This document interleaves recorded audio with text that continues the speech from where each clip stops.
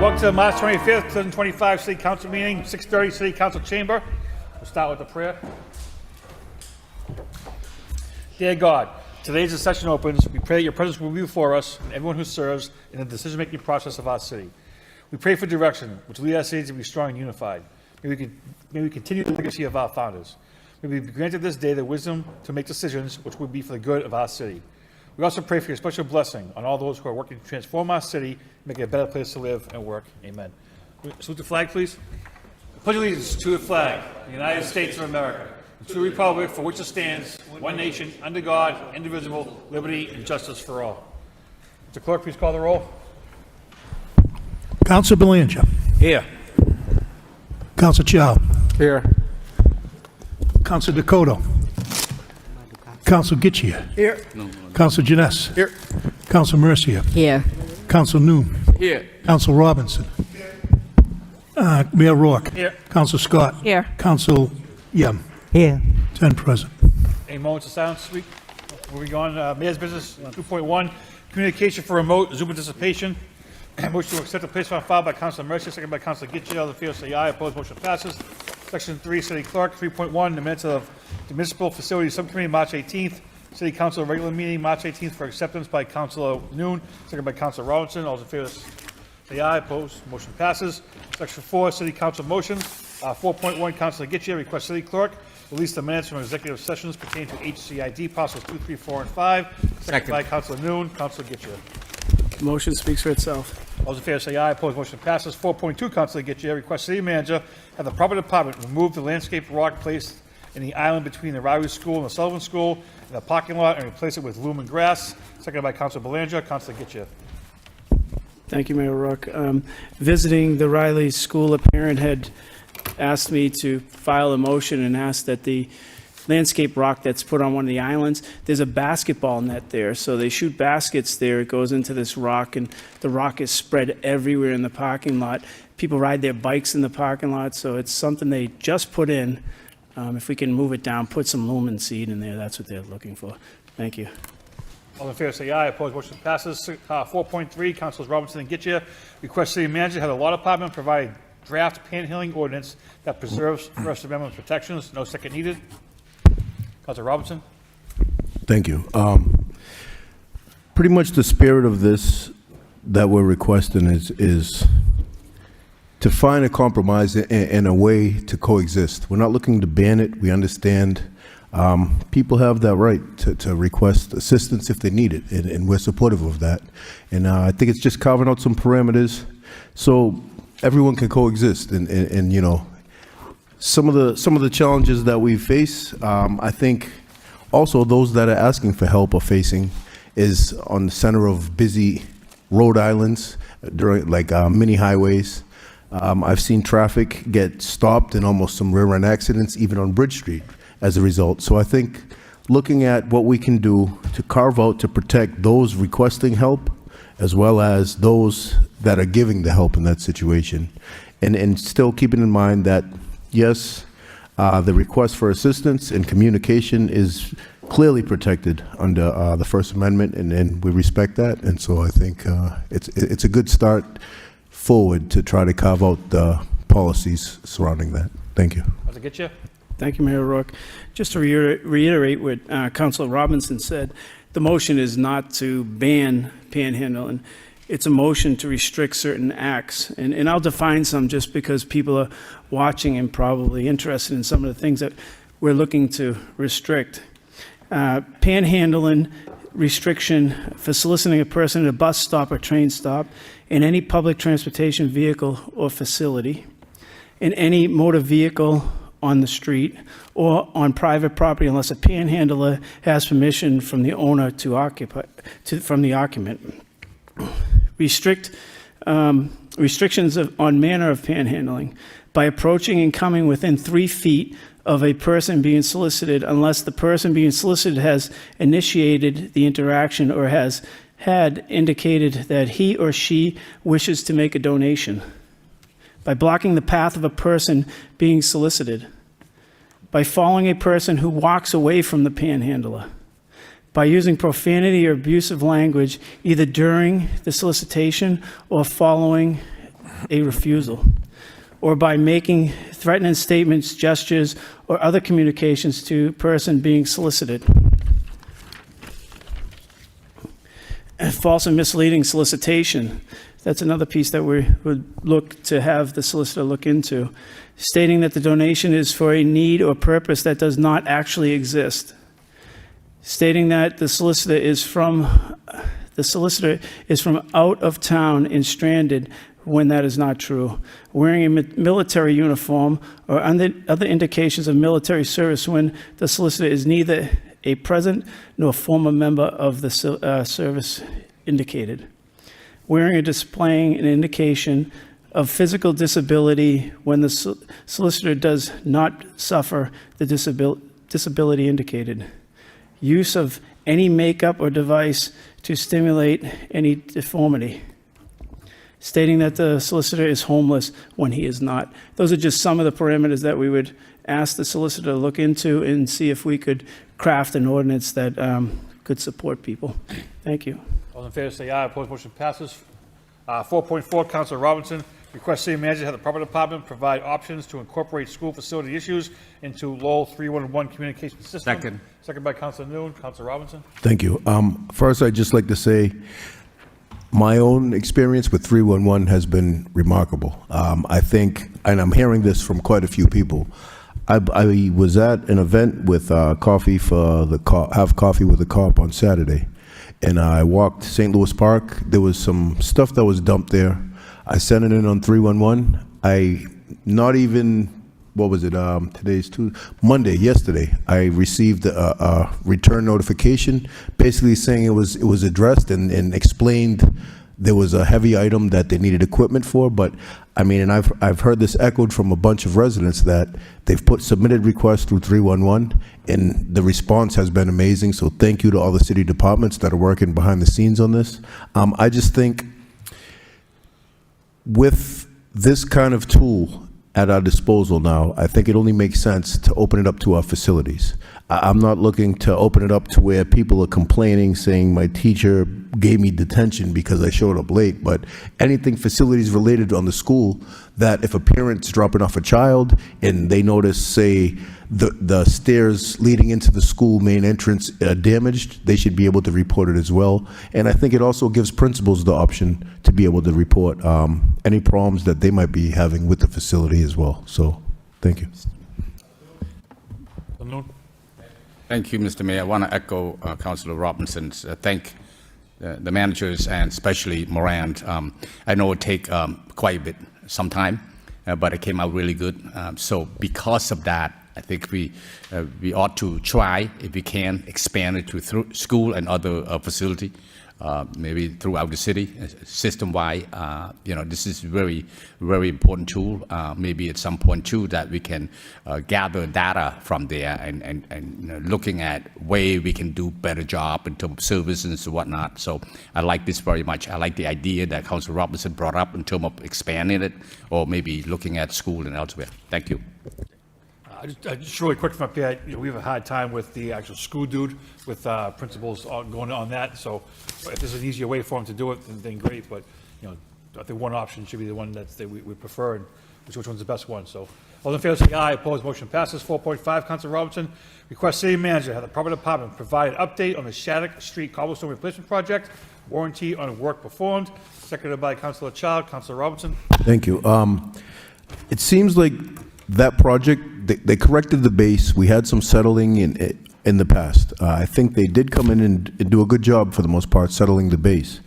But I did notice after the winter, it's a very rough ride and a rough walk. And it seems like the stone dust or whatever material they used, I'm not sure if that was what you traditionally would use in between the cobblestones or pavers, because it's starting to wash out in some areas, I noticed, as well as even the spacing. It was a little different to me, because on the first 3 quarters, say, coming from Merrimack, the spacing is pretty uniform, but then when you get down closer to Market, it almost seems like the spacing gets wider and wider and wider and wider, and I know that was towards the end of the project. I just don't know if they'll be coming back to sweep more material into the seams to make sure it's locked into place. But I think that needs to be looked at. Thank you. Councilor Getchia? Thank you, Mayor Rourke. For you to Manager Golden. Manager Golden, is there a warranty on the work for that? Mr. Manager? Thank you very much, Mr. Mayor, through you to the council. National Grid did that work over in that area, so we're in the process of reaching out to them to find out what the challenge is. I noticed the same thing that the council was talking about closer on the Market Street side. So we'll take this in and find out what the National Grid has to say about it. Could you provide the council with a report after it's inspected? Sure, yeah, absolutely. Thank you. All those in favor say aye. Opposed, motion passes. 4.6, Councilor Scott, request city manager to have the law department amend 266-85, reserved dwelling parking space to eliminate section G. Seconded by Councilor Janess. Councilor Scott. Thank you, Mr. Mayor. So I'll start by just saying 266-85 Section G is the section that specifically excludes residents that live in the south end back central neighborhood from obtaining a placard to park in front of their home if they have an additional parking space in a driveway or another leased space. The residents, I'm specifically bringing this forward because I heard from residents in the back central neighborhood that they feel that it's unfair to them, that it's the only one neighborhood in the city that they feel is targeted by not allowing it. They say they pay the same taxes for the roads. They should have the same rights that anybody else in the city does. They also felt that we changed zoning to add more density within their district, and they feel that if residents rent a place with no parking, then the homeowner should not be the one to suffer, that they should have to walk a little further away or whatever, and that they should have the same access as everybody else in the city. So that's why I brought this forward. Thank you. All in favor say aye. Opposed, motion passes. 4.7, Councilor Belanger, request city manager work with the Department of Department to select a location for a dog park in Belvedere. Seconded by Councilor Mercia. Councilor Belanger. Thank you, Mr. Mayor. The Belvedere Neighborhood Association held an open house forum last Wednesday at the Riley School. It was well attended, and it was a good forum for constituents to come in and voice their concerns and opinions, and one of which was the need for a dog park. We always see my constituents out walking dogs, and Belvedere does have 3 times the green space than any other district. So let's find a way. I'm going to task the manager and his administration to find some real estate to dedicate as a dog park in Belvedere. I think it's very doable. Thank you, Mr. Mayor. All those in favor say aye. Opposed, motion passes. Section 5, communications from the city manager. Motion responses. 5.1A, kennels ordinance. Councilor Robinson. Mr. Mayor, there is a registered speaker on this item. Sarah Quigley. I don't see her here. Councilor Robinson. Thank you. After reviewing this, I think this is great. I'm glad to see that everyone listened to the business owners. They waited with animal control, and people went out and examined these locations, and I think this is a good compromise, and I hope it addresses the issue or the concerns that the business owners had. I like how it's clearly carved out. We stay at the 25 cap for any boarding kennels overnight. And if you're in this type of business, it's differentiated where it's 1 employee per 15 dogs. So I'm greatly appreciated. Thank you. Councilor Janess is okay with you. Absolutely. Councilor Mercia. Thank you, Mr. Mayor. Did anybody make a motion to refer this to the Law Department to bring back next week for a first reading for acceptance? By Councilor Mercia, seconded by Councilor Janess. All in favor say aye. Opposed, motion passes. Thank you, Councilor. Motion response B, Tuskegee Airmen. Councilor Yem. Thank you so much, Mr. Mayor, and thank you to Mr. Roches for arranging all of this. And I'm very proud of our city, who is one of the few handful city that recognize the Tuskegee Airmen Commemorate Day.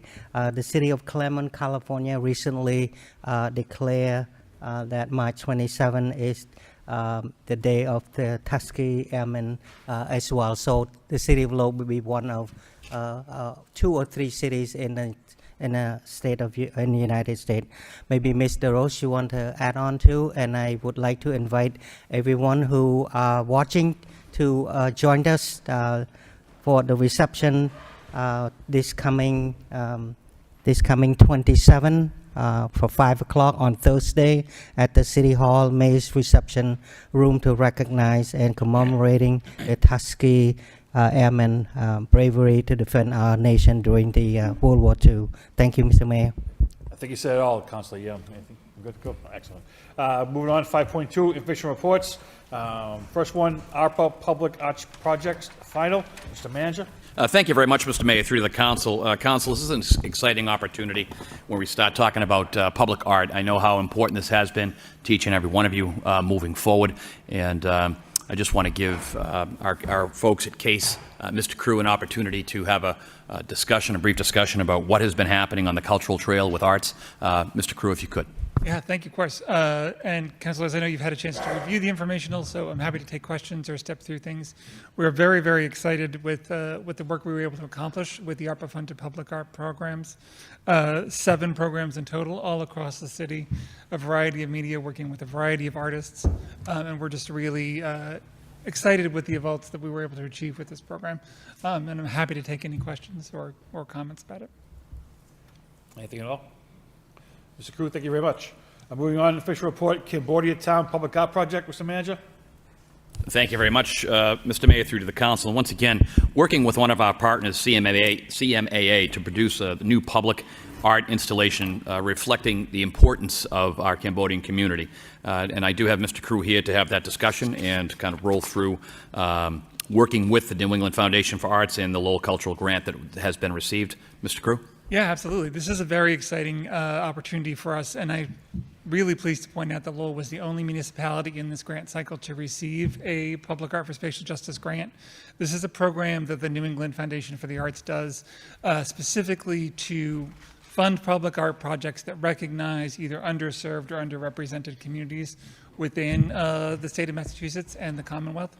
And they sort of saw that Lowell and Lowell's history, both as a refugee city and an immigrant city, and specifically how the Cambodian community has found a home here, really resonated with the folks at NIFA. And we're really excited to see a project be done in Lowell that would sort of uplift and tell that story. So we reached out with the folks over at the CMAA, and they've been a great partner in moving this project forward. And we're looking forward to bringing sort of a project forward that will really tell that story in a way that's unique to the community. Thank you. Councilor Chow. Thank you, Mr. Mayor. Congratulations to the manager, Peter Crew, and CMA for receiving the public space art to do this wonderful artwork right in the heart of Cambodian town at the Clemente Park. I see that there's a huge campaign that calls for art. Do you have the artwork submitted the way I understand it? If you can explain to me if the artists are interested, how do they go about submitting their work? Is it like a sample? And I guess depending on how many artists engage or want to be involved in this process, how is the work to find a project going to be selected? Sure. So we actually, the call for that actually just closed a few days ago. We had 14 artists submit from all across Massachusetts, and actually representatives from across the country too. And now we're working with a committee of CMA members and members within the Khmer community to sort of review the applications that come in. All the artists submitted samples both of their prior work and some of their proposed sort of concepts for their pieces, and then the committee will decide based on the applications that have come in, and then we'll follow up with the artists and get started. Councilor Noon. Thank you, Mr. Mayor. I want to first thank the New England Foundation and the Lowell Cultural Foundation for the funding for this project. It's much needed. What's the timeline for Mr. Cruz? What's the timeline for? I know that you just closed the submission. When you expect the selection, and when the starting, and when you finish giving that work's going to be done at Clemente Park. You indicated in your report that when between selection and the completion of the art will be then stored in JFK Plaza. Mm-hmm. And from when the project at Clemente Park done, then the art going to be moved to that permanent location. Is that correct? That's correct. So okay, go ahead, sir. Sorry, I didn't mean to interrupt. That is absolutely correct. The hope is that the selection committee will finish their selection this week. Youth Build actually delivered the panels of which the artwork will be painted to us today. Okay. So we have those. Really, the way the process is going to work is once the artists are selected, Case already has a contact, Attorney French, I believe, in the law office is assigned to us. We'll work to expedite those grant agreements to get those artists signed. As soon as that's done, they're ready to start painting. And the hope is that we will have at least some completed projects done in time for the end of the prolonged Kamai celebrations at the end of May. Is a Clemente Park committee involved in as far as the selection of where those 6 panels going to be placed? Yeah, and that's one of the things that we really wanted to work at with this project is making sure that A, there's community involvement, and B, with the Clemente project happening, that we can really have some flexibility afterwards and after the renovation, at least the first phase of the renovation is done with where those panels ultimately live. Exciting new. If going forward, I would suggest that or recommend that the Clemente Park Committee work also with you and CMAs as far as the where should be identified where these 6 panels going to go, which is they're all working together. Thank you. Councilor Yam. Thank you, Mr. Mayor. I just want to thank Manager Golden and his team, Case, Peter, Mr. Cruz, thank you so much, and the Lowell Cultural Council and the New England Foundation for the Arts. This is a very important, and there's a lot to like about Lowell because so many projects is happening, particularly in Cambodia town. My friend in California were jealous of what we've been doing here in the city of Lowell in Cambodia town, expanding it, renovate it. My question about the topic of the arts, is it a free topic or is it a certain criteria of arts that will be displayed? Sure. So with input from the committee, what the committee really wanted to see was the Cambodian story in Lowell, but also through an affirmational lens, right? So we wanted to see sort of a positive reflection back on the community was what the committee really was hoping to see from this project. Understanding that the journey here was very difficult for a lot of people, but then the life afterwards in a lot of cases has been very, very positive for folks. So that's what the work will be. That's a great topic and a great project to do to reflect on the positive and the accomplishment of the community, what they have done, resiliency of the people who left the war-torn country, came start new life here in America, and the city of Lowell embraced them with open arms, and not just that, but open up to expand the culture to share with this whole city, and this is exciting. And again, thank you for your hard work. Thank you, Mr. Manager and the team. Thank you, Mr. Mayor. Councilor Robinson. All set. Councilor Noon. Thank you, Mr. Mayor. Actually, Councilor Robinson, thank you. So is the 4x8 panel, those 6 4x8 panel, is that movable? Yes. So the thought again with actually ideas from the committee was that they'll be displayed here first at JFK Plaza this summer. Right. And then once the work in Clemente Park is, at least phase 1 is finished, then we'll work with the committee to permanently install them over there. You know why it's important if it's movable? I would suggest that every year you have water festival, you move it to that location, display there. That'd be an awesome thing. So you get it everywhere. There's an event, Cambodia New Year's or water festival or whatever else that happening in the city involving Cambodian American. That would be a very movable things to do. Thank you if you can do that. Appreciate it. Fantastic idea. That's great. Motion to accept the place on file by Councilor Getchia, second by Councilor Yam. All those in favor say aye. Opposed, motion passes. Mayor Rourke, can I suspend the rules to take 10.1 out of order, the executive session, and vote on those minutes in open meeting? By Councilor Getchia for executive session, seconded by Councilor Robinson. All those in favor say aye. Opposed, motion passes. City Council executive session 10.1, review, accept, release City Council executive session minutes March 11th, March 4th, 2025, November 26th, 2024, October 29th, 2024, September 24th, 2024, September 10th, 2024, August 13th, 2024, July 23rd, 2024, and May 21st, 2024. Motion to accept and release by Councilor Getchia, second by Councilor Chow.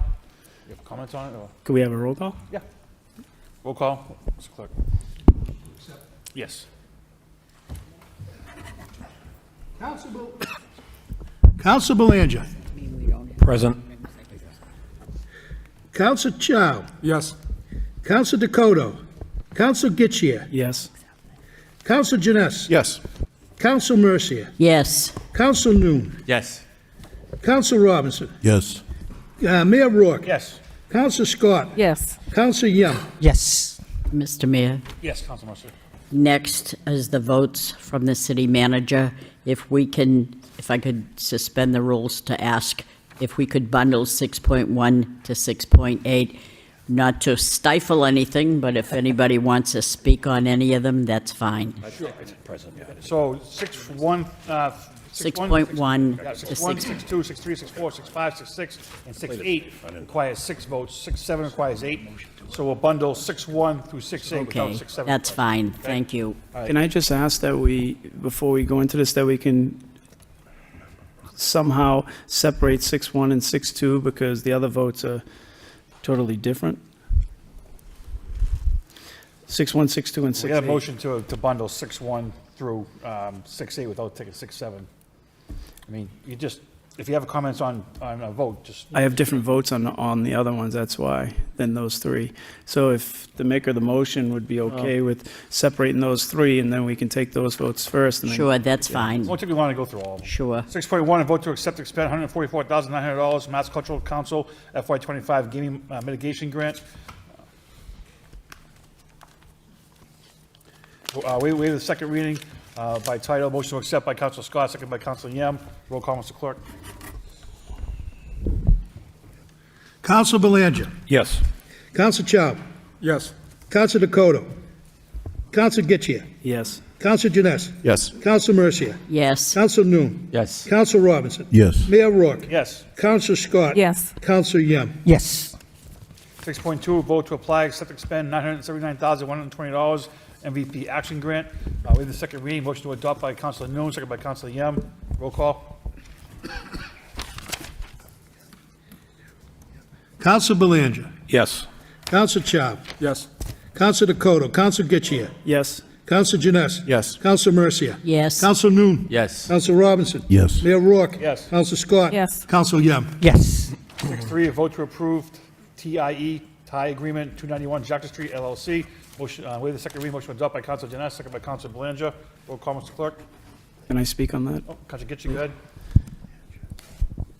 When the city started into the HDIC, in the planning, these parcels were identified as prime parcels. Now we had let a developer set the identity of the area as a 5-story apartment building and pick who was going to build it and keep the profits while the taxpayer loses again. When you look at these parcels and you think about the tie, you look at, we don't have a number, through you, Mr. Mayor, to the manager, do you know what an average amount would be in savings over these 15 years, a cost to the city? Do we have any rough number?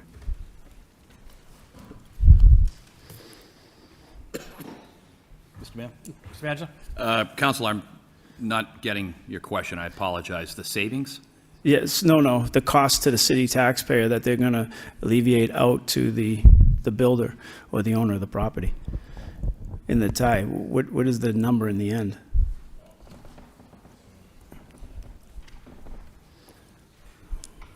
Ms. Bordeaux? I'm assuming you mean what the what the tie is saving the developer. Is that correct? Correct. No.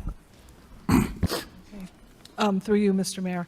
I believe the question you're asking, what the delta is of what the developer will save in taxes versus what he would be paying in taxes? Correct.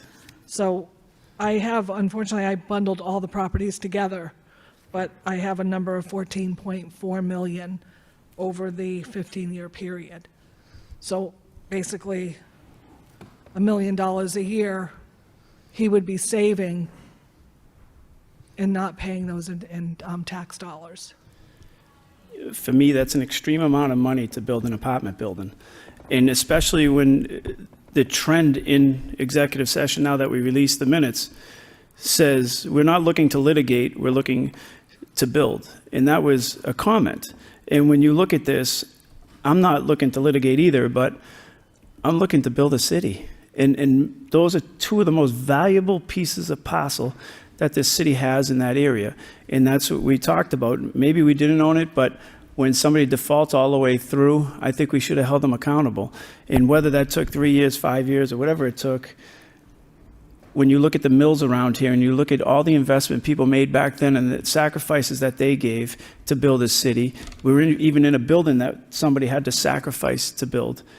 It's tough for me to give away $14.4 million. Go ahead, Mr. Manager.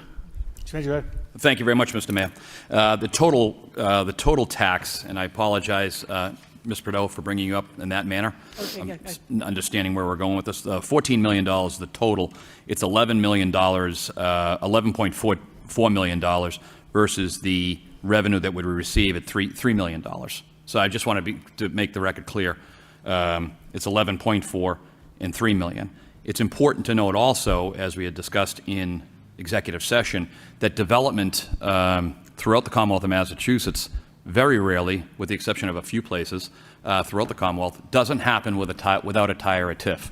As we discussed in executive session, which is now obviously public, but a number of years ago, we did a great piece of property for 125 mixed units. And the fact on the mixed unit that we have, mixed income, excuse me, received LIHTC $16.8 million, DHCD grant for $3.1 million, state AFTH grant for $3.5 million, and even the city CDBG monies were about $750,000.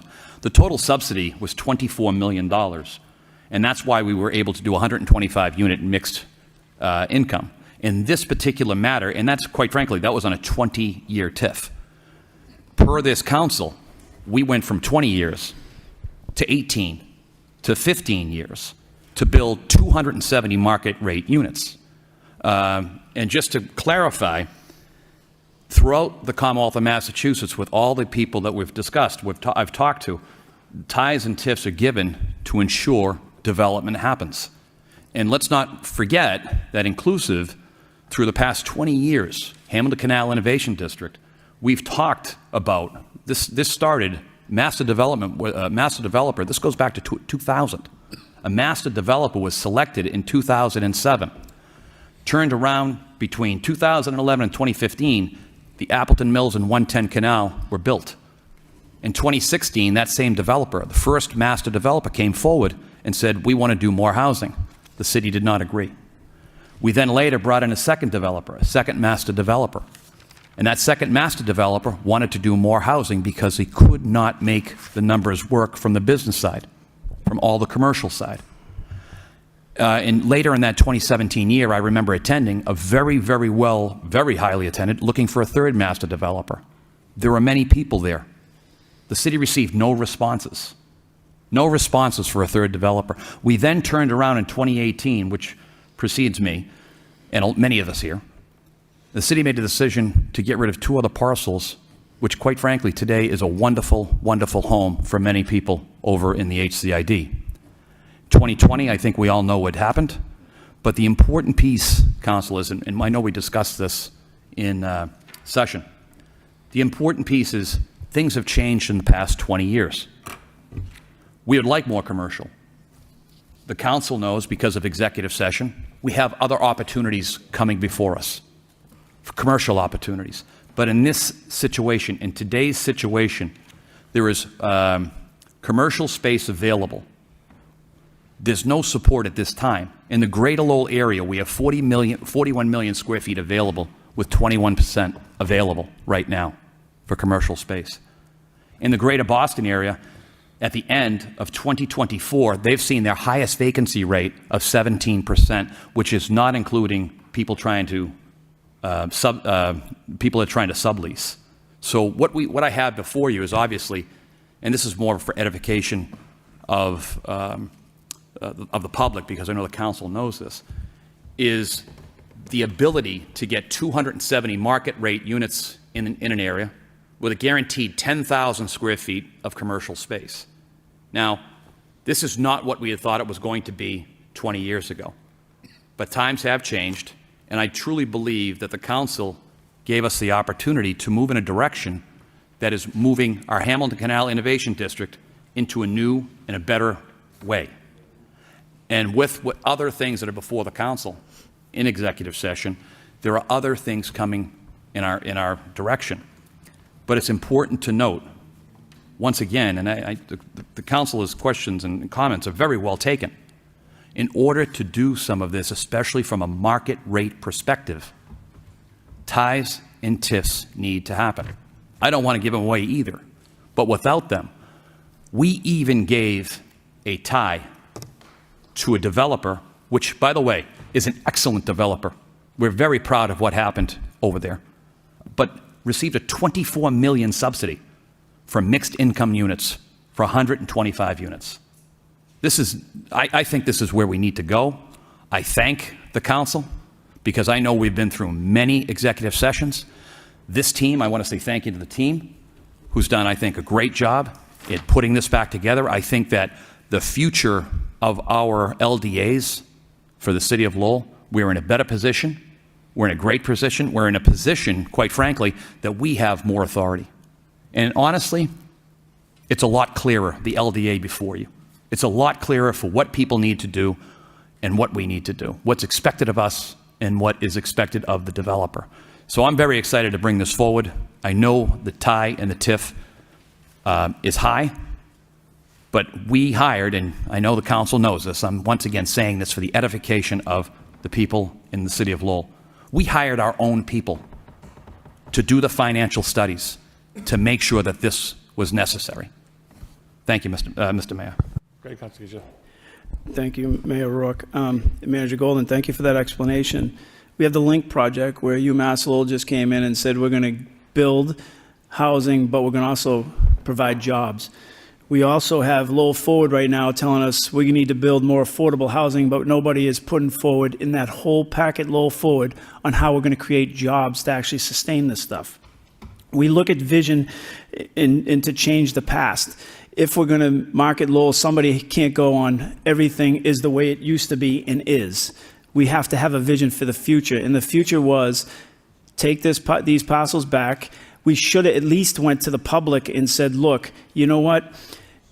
One group came in and said, we're going to reduce down arbitrarily from 13 down to 5 because it fit his portfolio, down to 5. And then when it didn't work for him because the council wouldn't do this, he all of a sudden held us and said, I own that piece of property, even though he defaulted on everything in between, and then said, I own this. And he handpicked who that property was going to, where the city didn't have any say. We just sat back and said, we don't want to litigate, we want to build.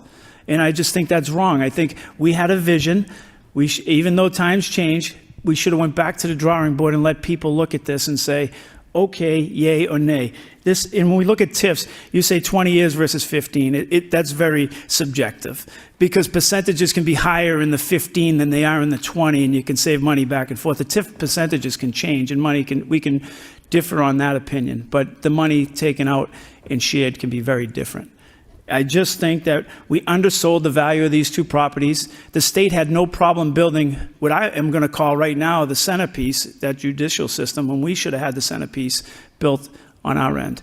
And I think they've invested and we should have. Thank you. Councilor Janass. Thank you, Mr. Mayor. I'd like to thank the manager and his team for putting this together and working with us, the council, with the current owner of the properties, with the potential new owner of the properties, to get us to this agreement. It's been a long road. And as the manager said, development, by and large, is not going to happen without TIFs and ties. It'd be a great world if we could get someone to come in, build a 15-story office tower, and fill it up on day one, and write us a big fat tax check every year. Unfortunately, that's not the world we live in for many reasons.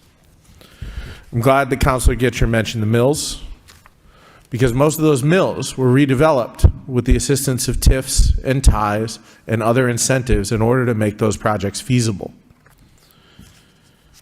It may not have been done when the mills were originally built to be mills, but we all remember when they were empty and there was nothing in them. And now we look at the vibrant ecosystem that exists within them today, whether they're residences, whether they're offices, whether they're lab space. It's truly an amazing outcome to look at what those mills have become today. And we talked about jobs and how to provide jobs. This construction project, regardless of what they're building, is going to provide good construction jobs for hundreds of people. Once the building is done, there are going to be jobs for people to manage and maintain and take care of these buildings. The commercial space will create jobs. Will it create as many as we want? Probably not, but it will create some jobs. And I'm of the firm opinion that we need to say yes and when we're being asked questions about how to create housing. It's not a question for me of creating affordable housing versus market rate housing versus single family homes versus duplex. We got to do it all. And we can't just do it in Lowell, it has to happen regionally. And we know that, we've talked about it. This is an important step in my mind, and I think that we've come to the best possible conclusion of getting things moving down there. We've all talked about how this project has stalled, how it hasn't gone anywhere, and how it's frustrating. This is an opportunity to get shovels in the ground and get it moving. It may take almost 20 years from today before we're getting a full tax bill on this project. But I firmly believe that if we don't do this, 20 years from today, we're likely looking at the same empty lots that we're looking at now. This is our opportunity, and I think it's time for us to move on it. I'm in full support of this project, and I appreciate all the work that's been put forth by the administration on this, and I look forward to voting yes. Thank you. Councilor Robinson and Councilor Belanger. Thank you. Again, I understand the sentiment here, and I understand we've had many conversations in executive session. But I mean, just walking through the sequence of events with this, we started out with not only a 12-story unit that market conditions allegedly dictated that it's not feasible. It was more than that. It was also supposed to be an anchor for that district, the development of that district. Now the courthouse is going to be the standing figure over there. Once that person that was contractually obligated to perform that said they couldn't do it because of market conditions, we had a decision to make. Do we claw back that parcel? Because yes, I agree, as was mentioned. In 2017, there was no office. The past 20 years, quite different. That LINK project drove interest to our city for development like we haven't seen.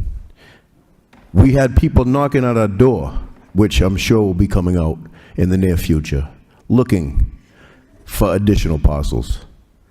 I think we missed the bus if we would exercise some patience. So now it sounds like, well, we'll settle for whatever they threw at us just to get shovels in the ground because this has been sitting for 20 years. It has been sitting for 20 years, but the LINK project was not even involved in the conversation at that point.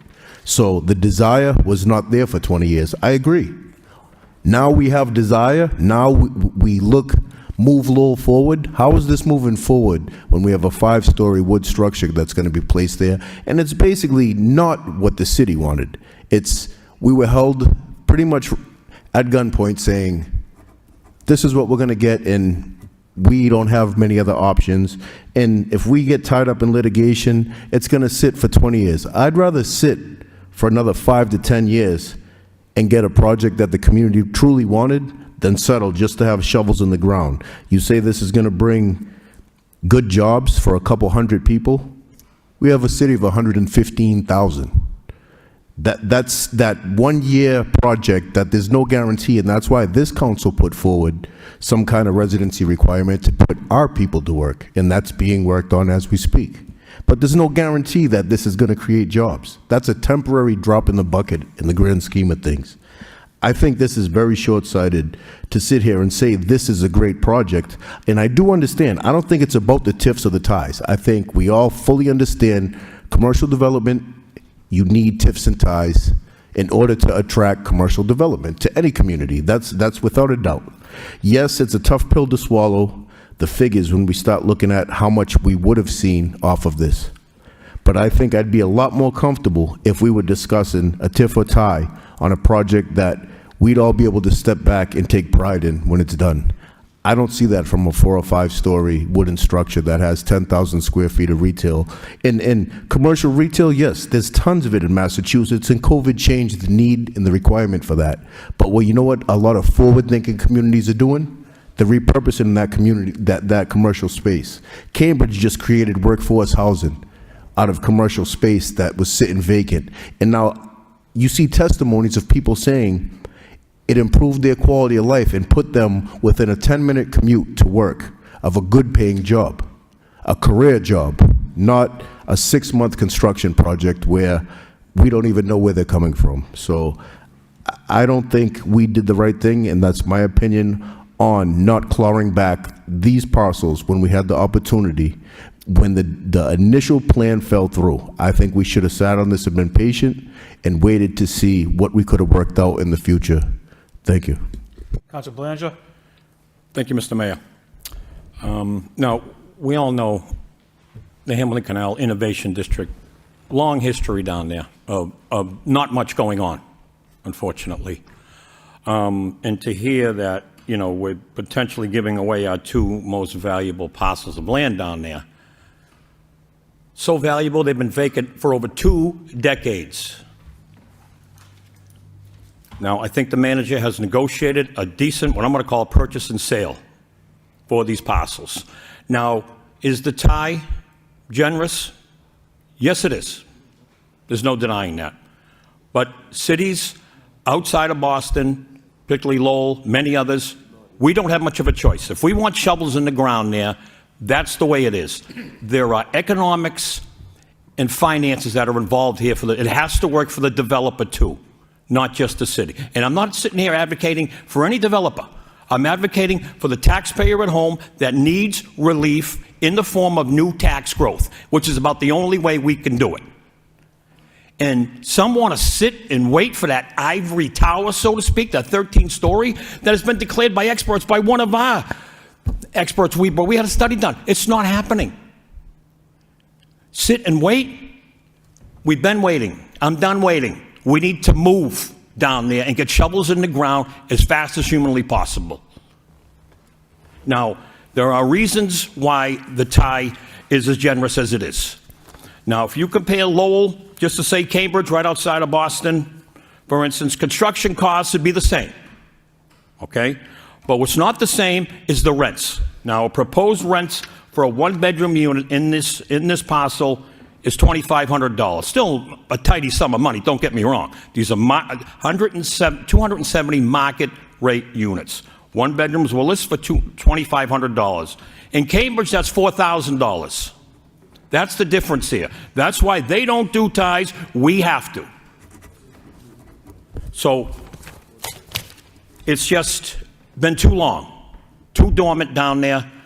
As the manager mentioned, when we approved on the council my previous tenure in 2015, wind development, parcels 11 and 12, we gave a 20-year tie on that one. This is a 15-year, 20-year tie with 2/3 state subsidized. So we've done this before, and we have to do it again. I wish we were not in this position, but unfortunately we are. So, Mr. Manager, to you and your administration, I think you did a tremendous job. This P&S, if you will, has teeth. It has a work schedule where it is punitive action if need be, but I don't see that happening. I really don't. And if we don't approve this tonight, Okay, we don't own this land. We can't put it back out to bid. I'm perhaps might be open to that, but we can't put out to bid something we don't own. We sold it to, I believe, the Lapoli companies in 2019 for $2 million. They're not giving it up for that same amount of money. It's that simple. This will be a long, fought, drawn-out court battle to get it back, if we get it back, and for how much. So we have an opportunity here. We have a ready, willing, and capable builder here. Large scale. The city has many, many small to medium-sized talented builders in the city. We're thriving in that department. But this is a whole different category.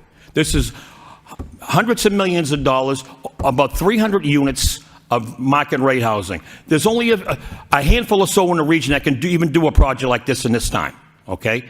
So, in my opinion, we don't approve this tonight. We're in for a long, drawn-out battle that ends up in probably 3 to 5 years with the same project coming back in front of us to start the whole process all over again.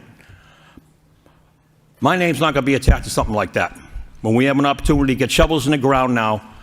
So I urge my colleagues, we need to move forward on this. It's been far too long. I urge my colleagues to support this tonight.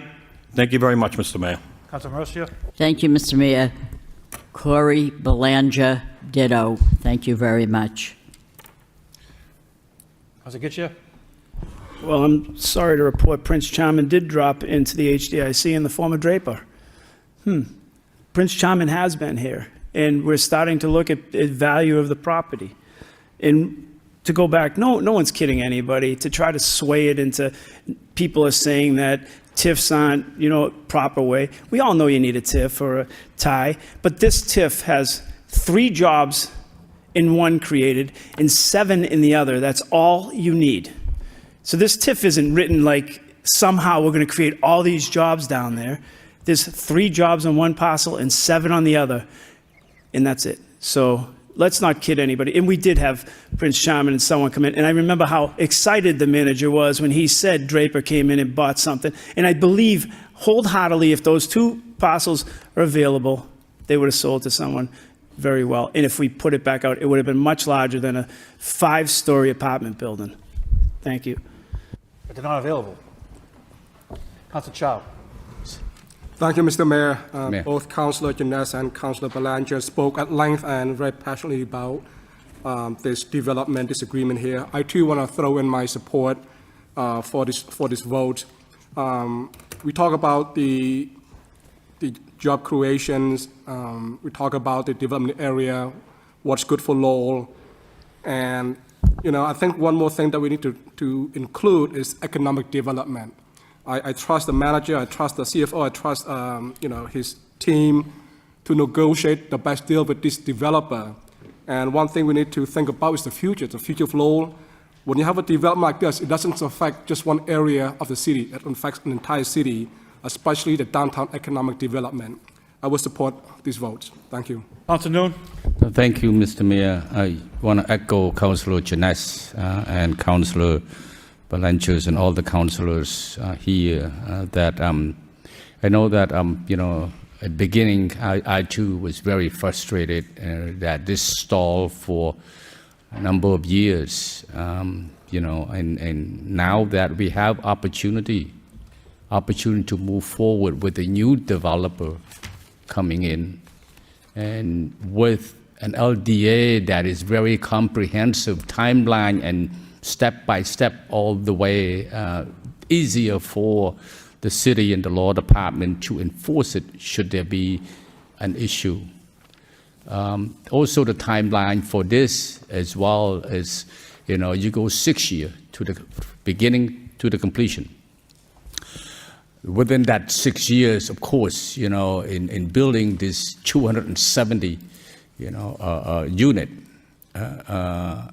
you're going to need people who know how to build, plumber, electricians, and so on and so forth, union and otherwise. And that is the job, and that is what Councillor Chow talking about, economic development and bringing the job closer to home. Just a couple of weeks ago, we did have an ordinance in places, policies in places to hire from low worker. This is an opportunity again for our residents who are skilled in electrician, plumbing, and so on. So I'm really hopeful for these projects. With these new developers, I Googled them a little bit. They are very prominent and very reliable. So I'm in support of this moving forward. Thank you. Thank you. Yeah, this is an extremely positive project for the city of Lowell. I'm glad the work that was put into this from where we were to where we are now. So I'm very satisfied with this. So we'll take the roll call on 6-3 first, then we'll deal with the other ones. Mr. Clerk, roll call 6-3. Counselor Belanger. Yes. Counselor Chow. Yes. Counselor Dakota. Counselor Getchia. No. Counselor Janess. Yes. Counselor Mercia. Yes. Counselor Noon. Yes. Counselor Robinson. No. Mayor Rourke. Yes. Counselor Scott. Yes. Counselor Yem. Yes. So we pretty much made the same argument for the rest of the votes, so we can just bundle those and vote accordingly. 6-4, vote to approve tie agreement 341 Jackson Street. 6-5, vote approve TIF agreement 291 Jackson Street. 6.6, vote approve TIF agreement 341 Jackson Street. 6.7, authorize city manager to execute LDA with Napoli Companies LLC. And 6.8, vote to authorize city manager to file special legislation. Approved by, motion approved by Councilor Yam, second by Councilor Scott. Roll call. Can we separate 6.8, because that's not in the Lapoli piece? Or that, thank you. 6.9 to 6.7. Yep. 6.4 to 6.7. Yem and Scott. Counselor Belanger. Yes. Counselor Chow. Yes. Counselor Dakota. Counselor Getchia. No. Counselor Janess. Yes. Counselor Mercia. Yes. Counselor Noon. Yes. Counselor Robinson. No. Mayor Rourke. Yes. Counselor Scott. Yes. Counselor Yem. Yes. 6.8, vote to authorize city manager to file special legislation. Vote to approve by Councilor Noon, second by Councilor Janess. Roll call.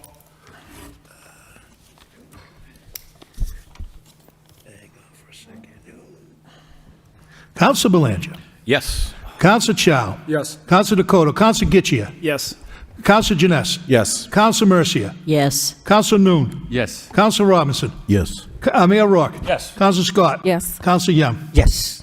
7, orders from the city manager. 7.1, order to abandon portion of Delaware Avenue. First reading, motion to refer a public hearing on April 8th, 2025 by Councilor Getchia, second by Councilor Chow. All those in favor say aye. Opposed, motion passes. Section 8, reports subcommittee. 8.1, municipal facilities subcommittee, March 18th, 2025. Chairman Belanger. Yes, Mr. Mayor. The Municipal Facility Subcommittee met last Tuesday, March 18th. It was a very informative meeting. On hand were members myself, Councilors Dakota, Councilor Scott, and also present were Councilors Mercia, Noon, Fire Chief Sharon, Councilor Getchia, Austin Ball, Assistant CFO, and from Colliers Engineering, we had Angela Campbell and Anthony DeLuzio, and David Keene, Assistant Fire Chief. The meeting came to order at 5:30. The order of business was firehouse repairs. Now, it was referred to the subcommittee from a report from Collier Engineering that the full body received in February, and very concerning. It was in a project assessment of all the 9 firehouses in the city of Lowell, which needs considerable amount of work.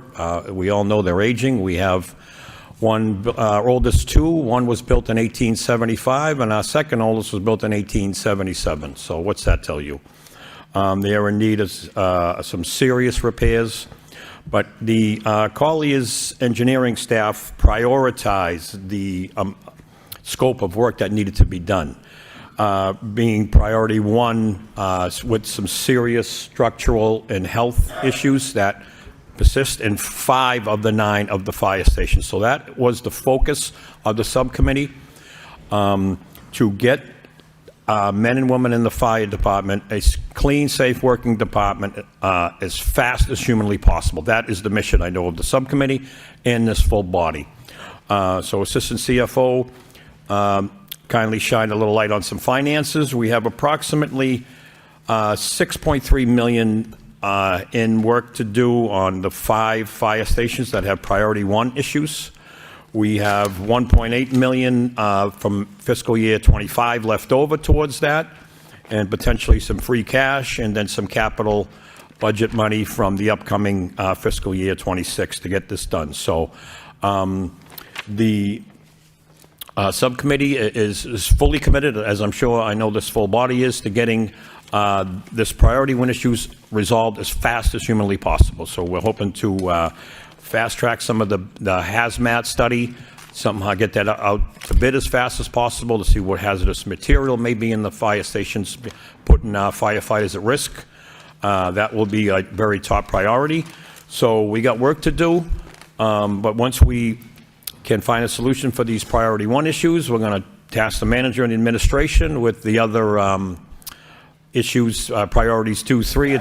In total, it's about $60 million to get all 9 fire stations into brand new condition. So we don't know if we're going to go that far. We're going to perhaps build in the future or replace 2 with 1. I don't know.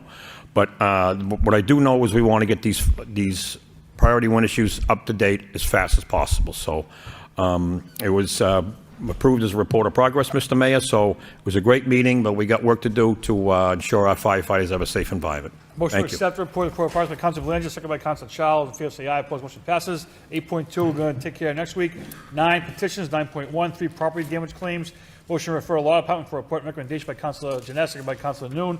All in favor, say aye. Opposed, motion passes. Miscellaneous, 9.2. Brian Molinari, request permission to address City Council regarding the hiring of an arborist. Motion, go ahead. Good evening, everyone.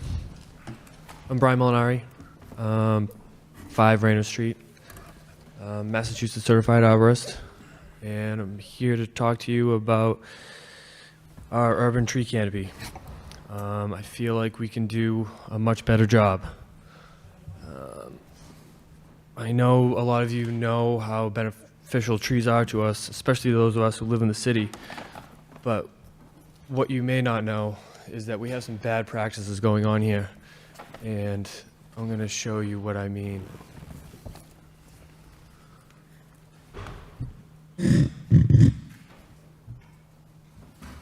So this is a beech tree on Westford Street, and well, it was at one point. It could have been a much nicer tree.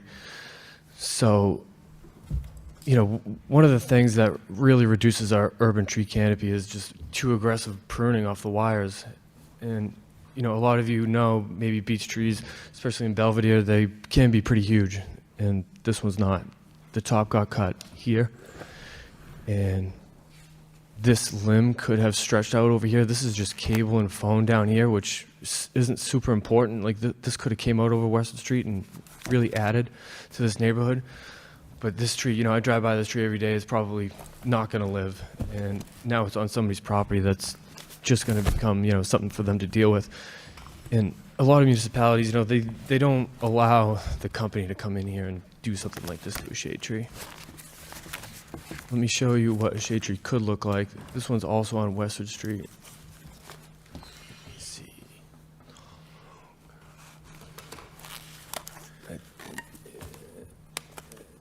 Here. This is a red oak, huge, on Westwood Street. This thing's probably 65 feet tall, but you can see it's been pruned off the side. That's great, but the canopy is still intact, and it's right up over the three phase. Not a dissimilar situation from the one down the street here, but this one's in much better shape and will be there, you know, a long time to come, hopefully. Other ones too, you know, you can drop crotch and kind of prune trees in a different way, you would hope, to try to maintain a canopy. I know that, like, this isn't super, you know, a nice tree, but it's over the road. It's the only tree alive on the street right here. And so whoever pruned this did a nice job. This has a canopy here and had a canopy here, and still the wires go right through there, and that's working perfectly.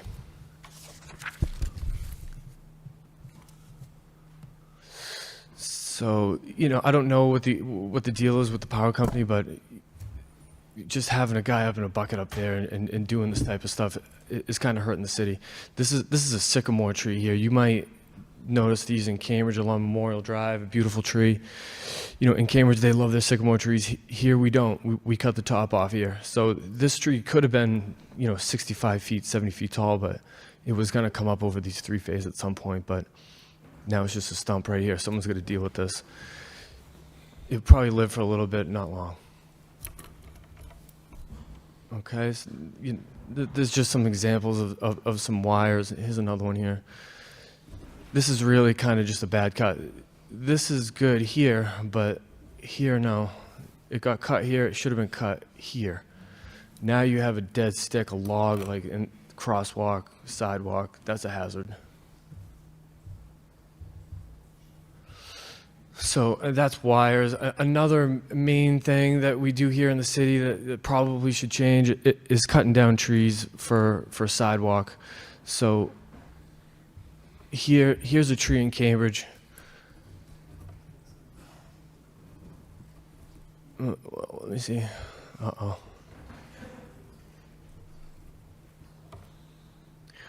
I lost it, but it was a nice oak tree, and instead of cutting it down, they had a different composite material that instead of, cutting the tree down and fixing that, the root mass is definitely going to heave up that sidewalk, but you can repair the sidewalk.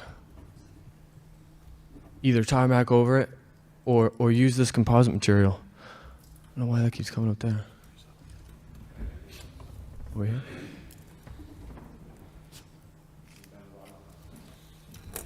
Here?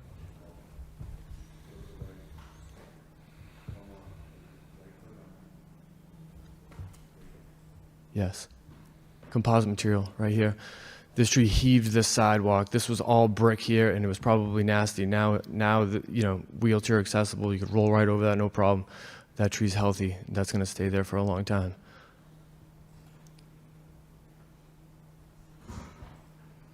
Another one.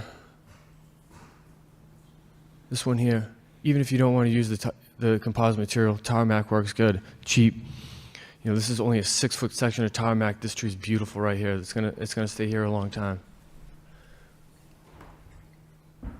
And what we do here in Lowell instead, this is outside the Immaculate. This was a locust tree, just like this one sitting here. But we just cut this down. We fixed the tarmac, and that's great. But the tree's missing. We could have just fixed that, and that tree would still be there, no problem. Thank you, Mr. Bill. What we'll do is we'll refer to the city manager for a report and we'll get back to you. Say again? We'll refer to the city manager for a report, and then we can get back to you on it. Get back to me on what? On hiring an arborist. Well, an arborist, I'd like to change that. I think what the city really needs probably is a tree committee. Tree committee, it could be made up of volunteers from the community, and then it should have some representative from the DPW and maybe the engineer department, and we should meet, it should meet once a month, something like that. All these other communities that have decent tree canopies have a tree committee. I think it's a relatively cheap option if you don't want to spend the money on an arborist or whatever, and some civilian oversight on government action with tree canopy might make some sense. Okay. Thank you. Councilor Robinson, go ahead. Thank you, Mr. Mayor. Through you to the city manager. And first, I appreciate the speaker for taking the time. I would just like clarification for the people at home. Some of those instances that are being talked about, though, unfortunately, and we see this in many communities, trees growing near power lines, 9 out of 10 times, that's the utility company. They bring in contractors just to clear power lines, and unfortunately, they hack them. You're absolutely correct. I totally get that. The only thing I would say is that communities that actually care about their tree canopy must say something to the power companies. Agreed. Don't do what we do here. No, the management of what they're doing, I think, is what we're lacking, and I love the suggestion of a tree committee, but these aren't city employees, because I know we don't ever really ask. Well, the city employees are also, let me just show you. This is up on Upper Shed Park right here. We get a lot of people from all around the state coming here looking, at the trees we plant, and this is up there. And this got hit by something and then pruned this way, and Well, and if I can say, a lot of times with trees in those remote locations, kids break those. A lot of times there's damage I from. know there was a construction site there, and it definitely had a scar on the side. Looked like something got hit. But even if it was kids, you would take that down and replace that in a timely fashion. I mean, I'd be looking at that thing for a couple of years sitting up there probably, you know? Councilor Getchia? Thank you. I want to thank Mr. Molinari for coming out here. I didn't put him here, Mr. Mayor, it's just so that you understand that. Through you to the manager, Mr. Manager. We've filed these motions, and I know you're looking at creating that tree committee made up of residents, because I think we had a report not that long ago on it that came up. Yeah, and you're looking to do, are you still looking at that piece? Mr. Manager? Thank you, Mr. Mayor, through to the council. Yes, Councilor, I'll be waiting on Ms. Moses's report to come back and potentially put the tree committee together as well as some other recommendations because of the grant monies we did receive to go through the city of Lowell. And so this is kind of timely, sir. I appreciate your time coming down here and talking about this. I think it's very timely, and we'll get to Ms. Moses to find out what our timeline is, and I'll be able to get back to you on that. But in relation to Councilor Robinson's comments, we can also talk to National Grid about maybe doing a better job. Some of those may have been National Grid, some may not have been, but we can talk to them about doing a better job. In the meantime, too, or I a just better job. want to show you, like, this is Inland Street right here. We lost like 8 to 10 huge oaks there on this street. So there's no process in place to really kind of like assess a tree, decide whether or not it like needs to come down. Correct, sir, but, well, not correct, but I understand where you're coming from. Inland Street was a problem street. We had them assessed, and they were actually a danger. And you picked one street that had a major problem. Yeah, I know the where problem. it crushed a vehicle. Yeah, one branch off one tree crushed a vehicle, but there was 10 trees up and down that whole road. Did any of those other trees get assessed or anything like that? Yes, they did, sir. So they were all deemed that they had to be removed? Yes, sir. I'd love to see the paperwork on that and who did that Thank assessment. you very much. because- Back and forth. Mr. Mayor, Councilor Getchia, anything else? Just, I know that currently in Ms. Moses's outline that she gave us, it's the Conservation Commission that goes over the tree stuff, and they have and they don't hear anything on it. It's just imperative, because I came from a community, as Mr. Malari outlined, that actually meets with National Grid. They met with them like every other month to go over what is your outline for future cuts and stuff like that. Can we look at it? So I do think it's important, and especially when we're looking at sustainability in the city and we're looking at heat islands and everything else, this is probably one of the biggest pieces and will take the longest to get done because trees don't just get a 50-year growth in them. So as we're cutting them down, it'll take us 50 years to get something back. And I just think it's extremely important. I thank the speaker for coming out. I think the manager heard you loud and clear, and so did everyone else. And it's important that you stay involved, and hopefully if they do start a tree committee, that you could maybe volunteer on it. Well, I appreciate you guys. Thank you very Councilor much. Mercia? Thank you. I'd just like to take this opportunity to thank Mr. Molinari for coming down with his family up in the balcony. Very, very nice. You could have stayed home and had your dinner, but you thought enough of trees in the city to come down here. Yeah, I Thank you really very couldn't have done much. this without Josephine. She really like helped me through the whole thing. I really appreciate that, Joan. Thank you for expressing your opinion. Very interesting. Motion Thank refers to you. city manager by Councilor Getchia, second by Councilor Mercia. All in favor, say aye. Opposed, motion passes. 9.3 miscellaneous. Carriage House Consulting, Lowell Car Care Facility requests access right-of-way to property located at 219 East Merrimack Street. Motion referred to Law Department by Councilor Yam, second by Councilor Janess. All in favor, say aye. Opposed, motion passes. 9.4 miscellaneous. Peter Malguzzi requests removal of handicap parking sign located at 12/14 Bellevue Street. Motion to refer to transportation engineer for report recommendation by Councilor Janess, second by Councilor Robinson. All in favor, say aye. Opposed, motion passes. Announcements, if any. Councilor Yam. Thank you, Mr. Mayor. I just want to also invite the resident of the city of Lowell to come to celebrate the 50th anniversary of Vietnam Veteran Commemoration that will be taking place here at the City Hall on Friday, March 28 at 10 a.m. Please bring someone, or if you are a former Vietnam vet, we would like to honor you on that day. Or if you know of a family of a Vietnam vet, please invite them to join us so that we can personally thank them for the service of their family members. And I encourage everyone to join us, the mayor, the city council, and the city manager's office. Thank you so much. Motion adjourned by Council Gitche, second by Council Chow. Good evening.